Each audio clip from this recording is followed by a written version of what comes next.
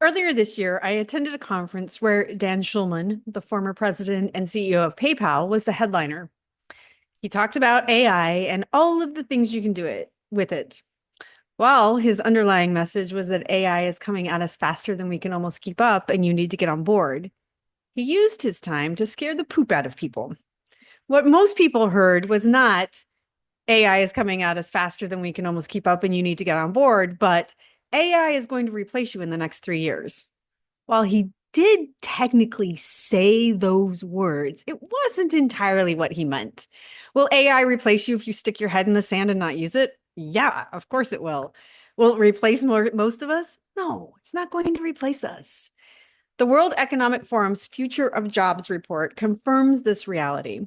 While AI may displace 85 million jobs globally, it's actually expected to create 97 million new ones. And here's the good news for you. Only 14% of our tasks are considered highly automatable. We can automate them. A recent study predicted that AI will replace jobs involving repetitive tasks such as data entry and routine analysis, such as cashiers, telemarketers, data entry clerks, and customer service agents. That same study showed that AI will augment many jobs, including creative services, which is where we fall in. Augment, not replace. And truth be told, I'm totally fine with that. AI has made me so much more productive in the past 18 months. I no longer procrastinate deep work that requires a lot of my brain power because AI gets me started. It's far easier for me to work from something on the screen than a blank sheet of paper. Your job then is to get as familiar with it as you can and begin to use it in myriad ways to augment the work that you do within the guidelines of your organization, of course.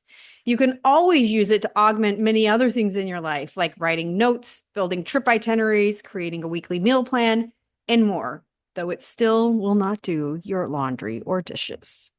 On this week's Spin Sucks podcast episode, we'll discuss where AI excels, where it has limitations, and what you can do right now.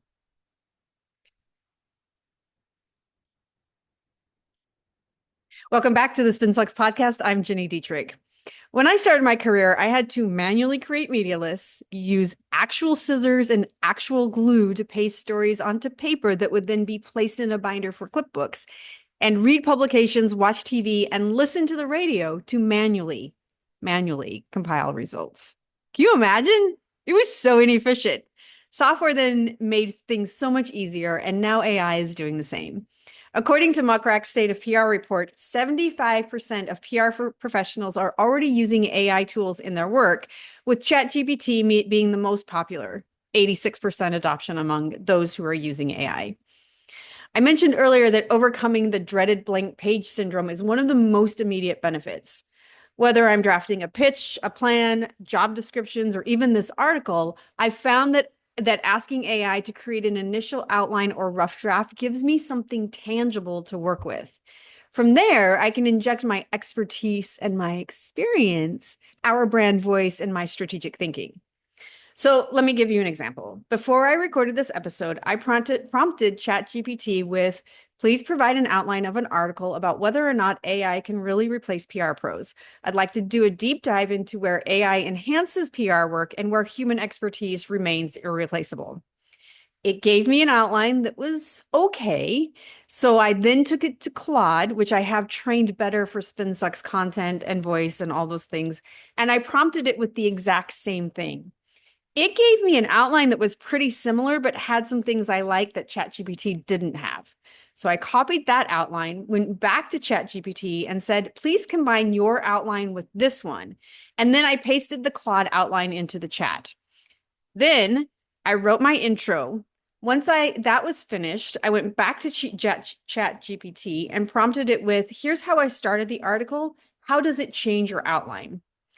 Then it gave me some additional things to consider, including adding pro tips and exercises to each section, which you will hear in just a second. With those actual tips, I sat down to write. It took me longer to tell you what I did than to actually do it, and it got me started with a bang.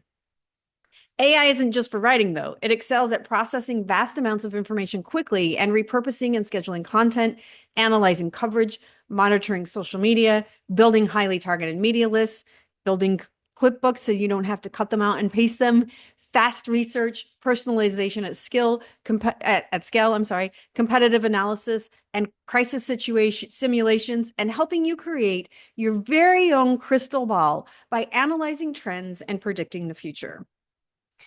According to the Global Communications Report by USC Annenberg, PR professionals are quickly adopting AI for specific functions. 54% use it for content creation, 41% for data analysis, and 36% for monitoring media. This means your life is about to get lots and lots easier because AI excels at tasks that are repetitive, data heavy, or require processing large volumes of information. I promised I would use ChatGPT's very good idea to give you some pro tips and exercises. So here are the first few. First, the pro tips. Start small with AI adoption. So choose just one repetitive task that you don't really like to do and see if AI can help you streamline it. Most see the biggest initial wins with first drafts and research, like I did with this episode. Don't try to revolutionize your entire workflow overnight. You want to pick low-hanging fruit first and then build your confidence as you go. Another pro tip is to create templates for your repetitive tasks. So news releases, pitches, social media posts, blog post outlines, podcast episode script outlines that you can feed to AI with specific parameters to maintain your brand voice and your style. The more guidance you give it up front, the better the output.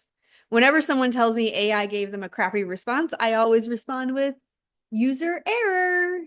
It's not the AI, it's you. Now I have two exercises for you. The first is to choose an upcoming piece of content and ask an AI tool to create an outline based on your key messages. Then ask it to generate 3 different introductory paragraphs using different tones: formal, conversational, and direct.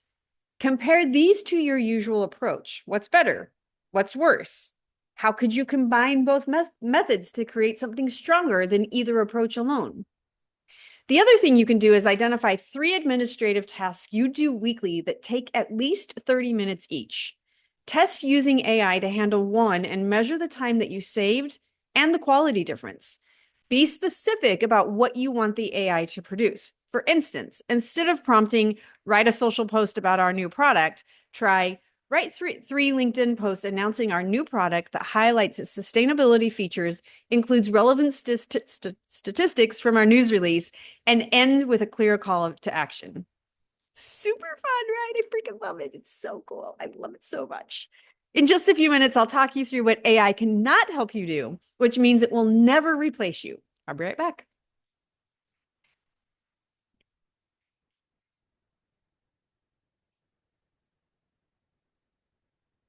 Welcome back. We've talked about all of the ways you can use AI to help you become more efficient and more productive. Now let's talk about what AI cannot help you do and why you won't be out of a job in 3 years. For all of its impressive capabilities, and I do love it, AI has clear limitations when it comes to the work that we do. AI lacks real-world experience and cultural understanding. It can process information till it's blue in the face, but it doesn't truly comprehend context like humans do.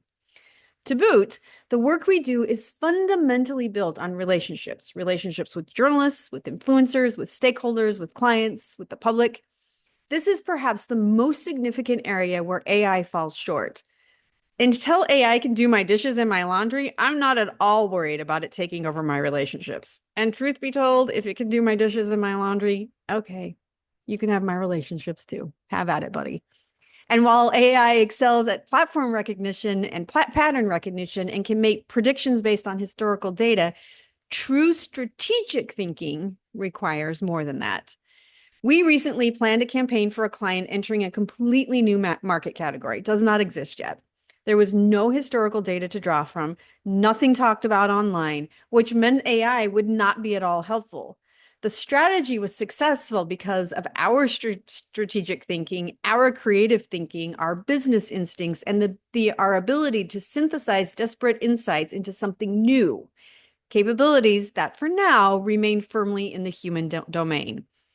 And we have the small issue that anything AI creates is pretty sucky, even if you know how to prompt it correctly.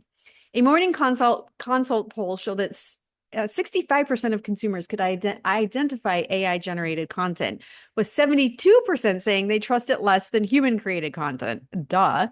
This is because while AI creates great outlines and helps you brainstorm effectively, its content is never as good as what we can create as humans.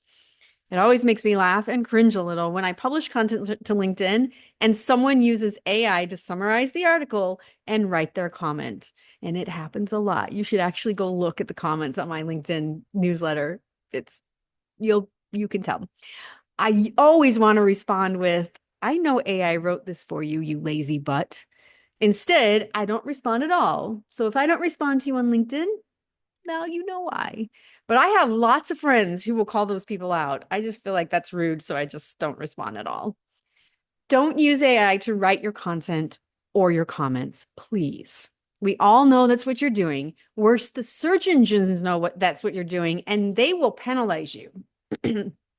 And then last but not least, AI is not good at storytelling, which is the backbone of what we do, right? Storytelling isn't just about arranging facts. It's about connecting with audiences on an emotional level.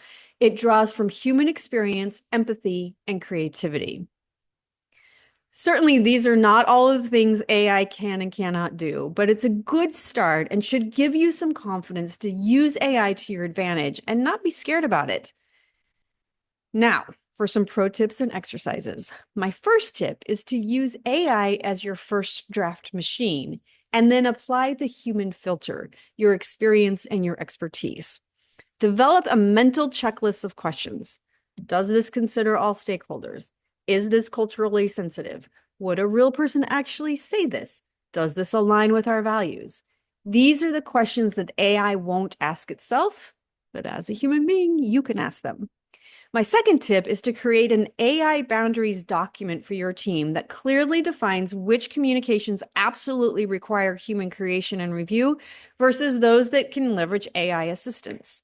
For example, you might decide that crisis communications, executive quotes, and messages addressing sensitive social issues always need human authorship, while social media content calendars and media monitoring summaries can be AI assisted.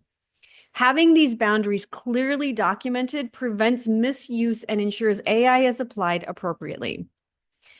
With those things in mind, here are a couple of things you can do right now. First, ask AI to write a response to a hypothetical PR crisis for your organization, and then rewrite it yourself.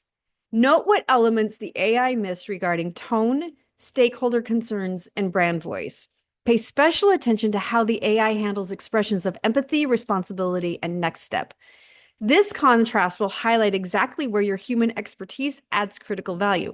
It also will give you really good fodder to train your AI so that eventually it will get to tone, stakeholder concerns, and brand voice on the first or second try. Lastly, take a piece of recent coverage about your organization or a client's organization and ask AI to analyze the sentiment and key messages, and then perform your own analysis.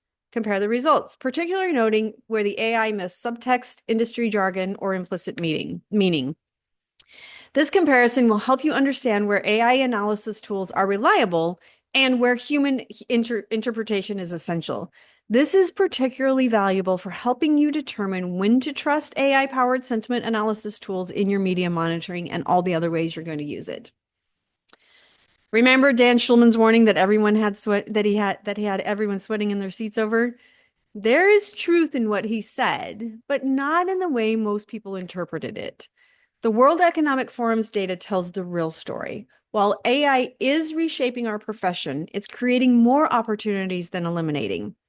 Only 14% of our tasks can be highly automated, and those are precisely the tasks that most of us would gladly hand over. Please do this. I don't need to do it. AI is exceptional at handling the mundane, repetitive parts of our work, the tasks that have traditionally filled our days, but not our souls. It can help with research, first drafts, media monitoring, social media listening, and data analysis. It can give us a running start when we're facing the dreaded blank page.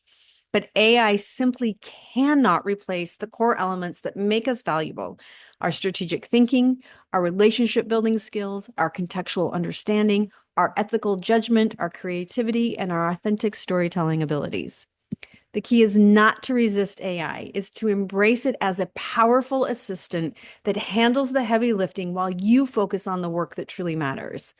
Let AI do what it does best so you can do what you do best.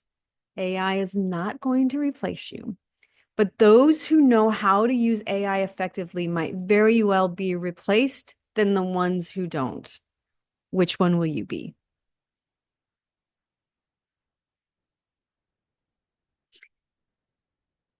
If you want to know more about how to use AI in your day-to-day work or what kinds of prompts I use, join us in the SpinSucks community. It's a great place to get advice, brainstorm, and build relationships with your peers. You can find us at spinsucks.com/spin-sucks-community. That's spinsucks.com/spin-sucks-community. I hope to see you there, and if I don't, I'll see you here next week.